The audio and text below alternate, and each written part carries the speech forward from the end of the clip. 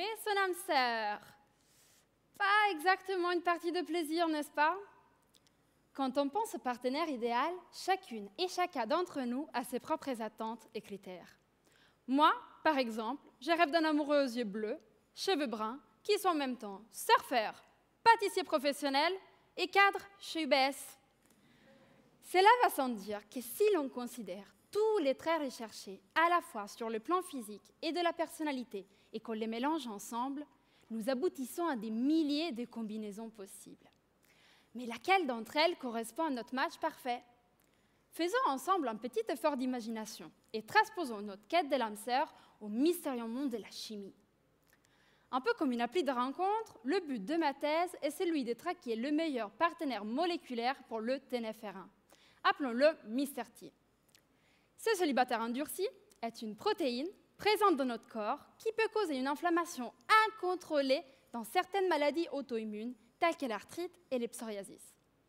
Bon, faut que je vous le confesse, Mr. T a un petit souci d'hyperactivité. Et à cause de cela, il a du mal à trouver une partenaire qui puisse dompter son caractère fougueux.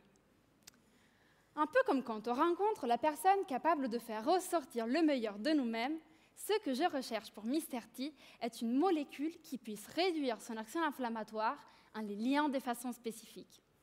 Ainsi, les effets thérapeutiques du traitement seront meilleurs et les effets indésirables moindres.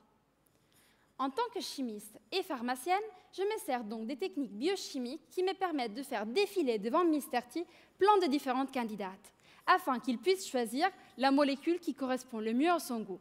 On appelle cette procédure un screening d'affinité. Malheureusement, Mr. T est comme un vieux garçon qui s'est plaint de n'ait jamais trouvé chaussure à son pied.